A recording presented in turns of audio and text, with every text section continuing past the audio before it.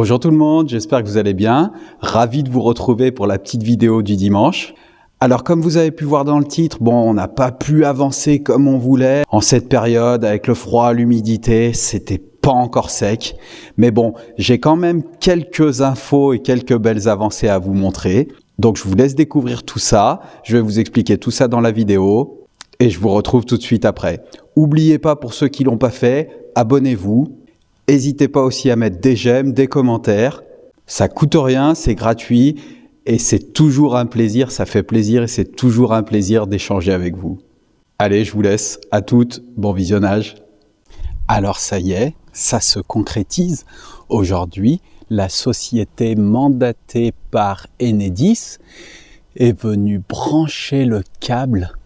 Bon, on est un peu à contre-jour, on voit pas très bien, mais le gros câble triphasé définitif, donc bien tendu, bien haut. Je suis sûr de ne pas le toucher avec la tête cette fois, pas comme l'ancien câble qui pendait, pour le raccordement définitif. Je vais aller vous montrer là-bas contre la façade. Donc ils se sont mis là, derrière, on est derrière dans le pré.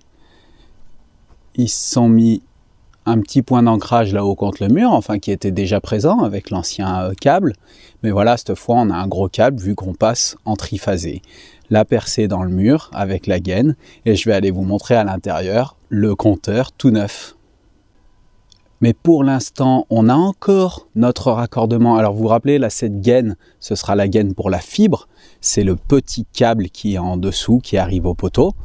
Donc ils auront juste, quand je prendrai mon forfait fibre, ils auront juste à retirer un câble et à passer dans cette gaine. L'électricien nous a tout prévu. Et ici, c'est notre raccordement de chantier provisoire qu'ils ont laissé bien sûr, puisque vu que le chantier n'est pas fini, on a toujours besoin d'électricité. Et le gros câble, le raccordement définitif, en fait, dès que les travaux seront finis, qu'on aura le consuel, que le consuel sera passé, ils pourront activer directement à distance le raccordement définitif, le courant sur le raccordement définitif. Et ils viendront simplement pour démonter le compteur de chantier, le compteur de chantier, le raccordement provisoire de chantier, qui est là. Et alors à l'intérieur, je ne sais pas si vous vous souvenez, le plaquiste nous avait préparé la place pour qu'on ait de l'isolant derrière le compteur, pour pas qu'on ait un morceau sans isolant et qu'on ait de pont thermique pour mettre le compteur à la même place où était l'ancien. Et voilà notre nouveau compteur définitif, avec notre disjoncteur général du coup qui sera là, et le compteur Linky. Donc maintenant, là on a notre raccordement provisoire qui arrivait par là, où l'électricien s'était raccordé, toutes nos gaines qui partent dans la partie qui est aménagée, ici là-haut, la petite gaine de la fibre, qui était derrière le mur, qui passera par là aussi et qui arrivera dans le tableau de commande, et l'électricien, une fois qu'il aura terminé ses travaux, pourra se raccorder directement au compteur définitif. Ensuite, les menuisiers sont passés aujourd'hui pour finir un peu ce qu'ils avaient commencé, finir la journée, finir le BSO. Ils ont fait ici les finitions. Alors certains d'entre vous m'avaient demandé, donc je reviens vous montrer comment on allait faire les finitions de ce côté. Donc là, ils ont fini comme d'habitude avec leur silicone translucide. Et ici, ça donne à peu près ça. Donc, ils ont coupé la mousse, ils ont mis un peu de silicone quand même pour faire l'étanchéité. Et moi, vu que ici, il nous manque pas mal d'enduit et de matière, quand je ferai des joints, je pense que, vu qu'on a quand même de la pierre ici, qui sont plutôt sympas, je pense que je viendrai faire des joints comme je fais avec ma poche à joints, avec mon mortier à la chaux, ici autour du bois aussi, parce que c'est plutôt sympa, et je viendrai finir les joints ici. Bien sûr, je vous montrerai tout ça. Quand je ferai par exemple les joints aussi au-dessus, là, qui sont très très creux, où je ferai les joints aussi, comme j'avais fait ici au-dessus de la voûte, et ici par exemple, quand je ferai les joints ici et ici dans les parties qui ont été refermées, donc comme ça, ça passera aussi plus inaperçu. Ils sont venus ici, ils ont coupé aussi la mousse de ce côté. Donc là, pareil, peut-être soit quand on fera les enduits de façade du béton de mâche-fer ici, On fera un enduit dans l'embrasure qui avait déjà été un peu rempli par le maçon, parce que c'est vrai que c'était tout troué. Peut-être qu'on refera un enduit droit d'aplomb qui cachera la mousse et contre la fenêtre. Pareil en haut ici aussi. Et ici on repartira un enduit droit d'aplomb pour cacher cette mousse et remettre le cadre de fenêtre, l'embrasure droite et propre. On laissera bien sûr les pierres apparentes, mais en haut on mettra, à l'intérieur on mettra de l'enduit. Mais ça fait déjà beaucoup plus propre avec la mousse coupée. Alors ensuite à l'extérieur, je vais aller vous montrer le BSO. Ils ont fini de le régler. Il reste plus que l'électricien le raccorde. Ça va me permettre aussi de vous montrer d'autres choses, de vous parler d'autres choses. J'ai terminé le tour du puits, ça y est. Moi de mon côté, j'ai bien avancé cette semaine. Donc maintenant, ça nous fait vraiment une vue toute dégagée.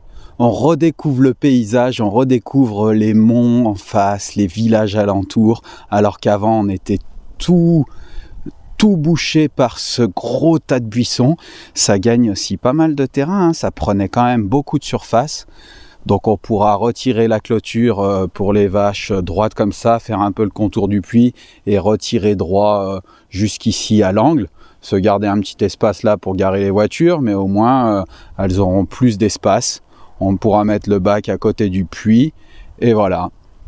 Et mettre notre petit banc ici à la place du tas de sable pour profiter de cette vue l'été. Donc maintenant il me restera plus qu'à refaire le puits. Bien sûr je vous montrerai, je filmerai, je vous ferai une petite vidéo. Dégager ces vieilles tôles, mettre une belle porte en bois convenable et puis faire un toit, un pan comme ça. Mais avant ça, je vais attaquer le second puits là-bas où je vais lui faire le même traitement. Nettoyer tout ça, débroussailler tout ça et le refaire. Je vous montrerai tout ça aussi dans les prochaines vidéos. Je vais aller vous montrer la vue un peu d'ici, comme vous avez pu voir sur la photo de couverture. Ça dégage aussi bien la vue de la maison quand on est dans le pré d'ici. Ça nous fait une belle vue sur les alentours, alors qu'avant on voyait que le tas de buissons, on voyait pas le portail et la maison. Et maintenant ça nous fait une vue dégagée quand on est dans le pré. Et pour en revenir à notre BSO, voilà ce que ça donne une fois les lames relevées jusqu'en haut. Bien calées dans leur coffre, derrière leur lambrequin. Et comme ça cache pas la baie vitrée devant. Ensuite, les menuisiers ont fait la finition aussi de la petite fenêtre. Je vais aller vous montrer. Ils ont fini comme d'habitude leur petit joint silicone. Voilà. Moi, j'ai pas encore acheté ma petite peinture en râle 7035 pour faire mes barreaux, mais bon, c'est pas la priorité.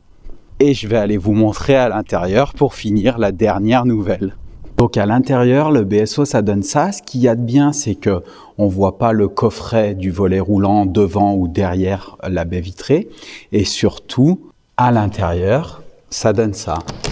Donc on voit bien que ça arrive à ras du linteau. Tout était bien calculé. Le maçon avait bien fait son linteau pour que les lames arrivent à ras. Et de toute façon, on voit bien que, je sais pas si on voit bien, qu'on est au maximum. Le BSO, ça prend quand même pas mal de place, donc il arrive en haut au fond du linteau qui était en retrait.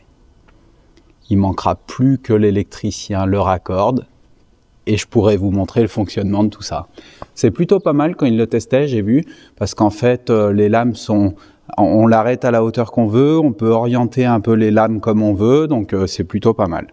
Ça évite comme un volet roulant d'avoir juste jour, nuit, on peut briser le soleil mais quand même avoir de la lumière. Et concernant les fissures dans la chape, c'est vrai que certains d'entre vous m'ont posé la question, j'ai oublié de vous en parler dans la dernière vidéo. Donc en fait, j'ai eu le chapiste et le carreleur, je leur ai posé la question quand ils sont repassés. Ils m'ont dit que c'était pas grave du tout, que c'était normal, surtout aux angles en fait. Vu que la chape est chauffée très très fort avec le plancher chauffant, c'est pour qu'elle se dilate. À la fin, on était quand même à 40 degrés. Donc déjà, en utilisation normale, on chauffera jamais autant. Mais c'est surtout pour qu'elle se dilate, qu'elle prenne sa place et que justement, s'il y a des petits soucis comme ça, des petites fissures ou quoi, que ça arrive avant la pose du carrelage, pour bien sûr pas que ça fissure le carrelage par la suite. Donc en fait, ce qu'ils ont fait, c'est que ce qu'ils font derrière, c'est qu'ils réparent les fissures. Ils ont un mortier, si elle est trop épaisse, un mortier spécial époxy pour remplir la fissure, mais de toute façon, quand la chape, elle était plus dilatée, la fissure s'était resserrée, et du coup, on la voyait même presque plus au final, mais ils ont quand même réparé ça avec une bande armée, une espèce de bande armée que je vous montrerai. Concernant le portail aussi, on n'a pas vraiment eu de nouvelles du motoriste. Le métallier nous avait fait son devis, mais on n'a pas vraiment eu de nouvelles du motoriste. Donc, on va en appeler peut-être quelques autres et puis attendre qu'ils puissent passer, qu'on ait d'autres devis pour la rénovation de ce portail. Mais en tout cas, je vais valider l'idée, enfin, je vais retenir l'idée que certains d'entre vous ont eu aussi. Très bonnes idées, comme quoi c'est vraiment top de prendre vos avis et vos idées parce que je l'avais pas eu. L'idée de certains de mettre un pic sur 2.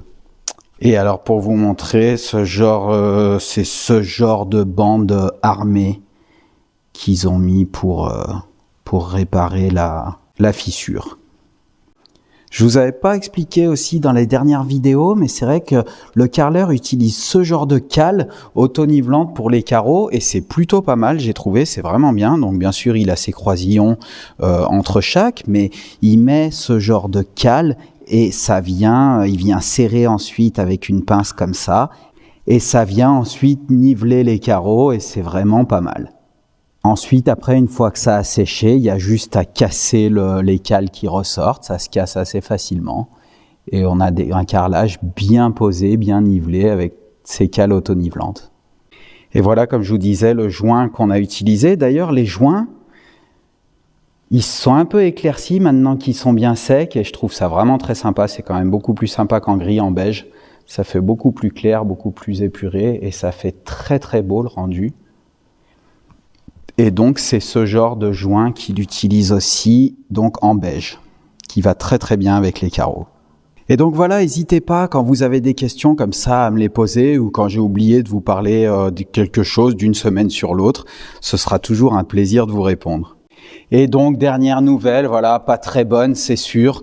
Comme vous avez pu voir, il n'y a pas grand-chose qui a avancé cette semaine parce qu'en fait, le chapiste est repassé, retesté la chape, l'humidité, le séchage de la chape dans cette partie et au final, c'était pas encore bon dans la salle de bain.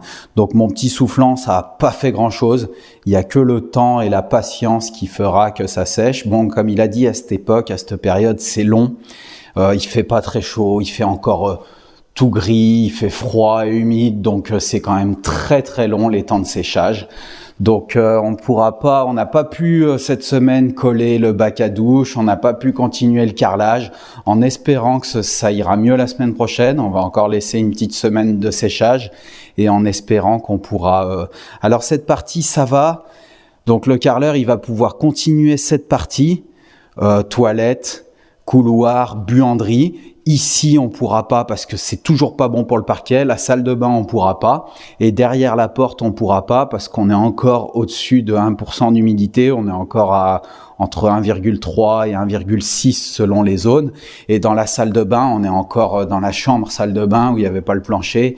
On est encore à entre 2,2 et 2,5. Donc, c'est vraiment pas bon pour mettre le carrelage. Et il faut pas, puisque sinon le risque, pour rappel, c'est que ça se décolle. Mais ce qui est sûr, c'est que semaine prochaine, ils vont revenir quand même. Le carreleur va continuer les parties qu'il peut. La cuisine est prévue, cette fois c'est validé, le rendez-vous est prévu pour mardi. Donc on verra la cuisine la semaine prochaine, cette fois. Ils sont pas venus cette semaine non plus. Et les plombiers vont venir quand même. Ils vont continuer peut-être mettre le poêle à bois une fois que le carreleur aura fait les joints dans cette partie. Commencer aussi tous les conduits, toute la fumisterie, tout ce qui est conduit des fumées. Et une fois que la cuisine sera posée, ils vont pouvoir commencer l'appareillage dans la cuisine aussi, l'évier, le mitigeur, et finir quelques pièces dans la chaufferie. Voilà, j'espère que cette vidéo vous a plu, j'espère que vous n'êtes pas autant déçus que moi, qu'on n'ait pas pu avancer, que ce soit pas encore sec, et que vous êtes aussi impatient que moi de découvrir cette belle cuisine, puisque c'est sûr la semaine prochaine, enfin j'espère qu'elle sera belle, puisque c'est sûr la semaine prochaine, les menuisiers viennent la poser, puisqu'on a rendez-vous, ils viennent mardi. Et normalement, on devrait voir aussi la suite du carrelage, les joints partout, un peu de plomberie et un peu de chauffage. Alors restez abonnés et activez les notifications pour pas louper les prochaines vidéos. Je vous souhaite à tous un très bon dimanche. Merci encore de me suivre. C'est toujours un plaisir d'échanger avec vous. Et à la semaine prochaine pour la suite des travaux. Salut, bon dimanche.